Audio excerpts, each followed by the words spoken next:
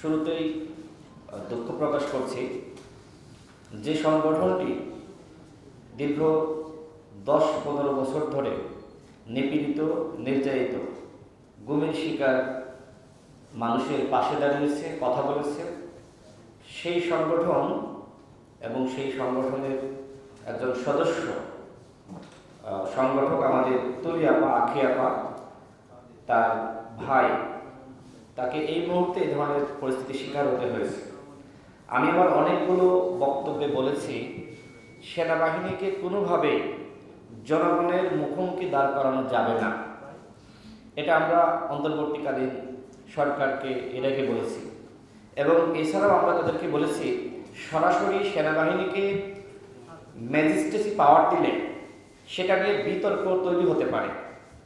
সে কারণেই বলেছিলাম যে একজন ম্যাজিস্ট্রেট তাকে সেনাবাহিনীর সাথে দেন, কিন্তু হঠাৎ করে সেনাবাহিনীকে সরাসরি ম্যাজিস্ট্রেসি পাওয়ার দেওয়া হলো। এবং এখনই যে দেখেন মায়ের ডাকের সাথে যে ধরনের ঘটনা ঘটলো, একটা বিতর্ক কিন্তু তৈরি হয়ে গেছে। সেনাবাহিনীর ভাবমূর্তির প্রশ্ন, অর্থাৎ আমরা যে এক ধরনের চিন্তা করেছিলাম, আশঙ্কা করেছিলাম, সেটি কিন্তু সত্য হতে যাচ্ছে। এই যে গণ অভ্যুত্থান, এই গণ অভ্যুত্থানে সেনাবাহিনীর প্রচণ্ড ভূমিকা আছে। সাধারণ জনগণ সাহস পেয়েছে সেই সময় যখন মিরপুরে আমরা দেখেছি, উত্তরাতে দেখেছি যে সেনাবাহিনীর সদস্যরা ছাত্র জনতার পক্ষ অবস্থান করে আওয়ামী লীগ এবং পুলিশের দিকে সাউন্ড গ্রেড নিক্ষেপ করেছে। সেই সময় সাধারণ মানুষ, রাজনৈতিক দলের নেতৃবৃন্দ, কর্মীরা তারা ওই সময় বুঝতে পারে যে সেনাবাহিনী জনগণের পক্ষে। এই সেনাবাহিনীকে সবসময় স্বাধীনতা, সার্বভৌমত্ব রক্ষায় এইভাবেই জনগণের পক্ষে থাকতে হবে। কিন্তু যে ঘটনা ঘটলো এটি অত্যন্ত হৃদয় বিদারক।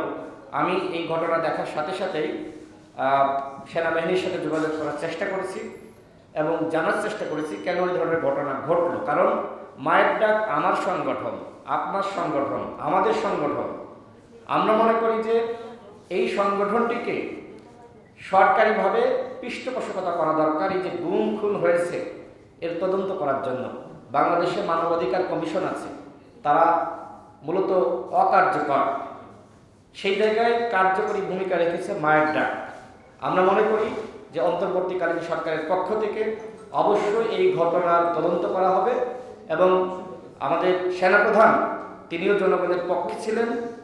যারা এই ধরনের ঘটনা ঘটিয়েছে আমরা দৃঢ় প্রত্যাশা রাখি তিনি এর জন্য অবশ্যই একটি প্রেস ব্রিফিং করার মাধ্যমে সেনাবাহিনীর বক্তব্য কি এবং এর পিছনে আসলে কি ধরনের ঘটনা রয়েছে, কেন ঘটলো, সে বিষয়ে স্পষ্ট বক্তব্য দেবেন।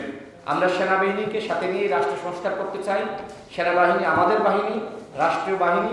সুতরাং এই বাহিনীকে বিতর্কিত করা কোনোভাবেই কাম্য নয়। কারা এই ধরনের ঘটনা ঘটালো, তুলিয়াপা যেটি বললেন, সেখানে সিভিল ড্রেসে কারা ছিল তাদেরকেও অবশ্যই আমি মনে করি খতিয়ে দেখা দরকার। আমি বক্তব্য সংক্ষেপ করছি, সর্বশেষ বলবো মায়ের ডাকের সাথে যে ধরনের ঘটনা ঘটেছে আমি মনে করি এটি আমার সাথে ঘটেছে, এটি আপনার সাথে ঘটেছে, জনগণের সাথে ঘটেছে। আজ ঘটেনি কিন্তু আগামীকাল ঘটতে পারে।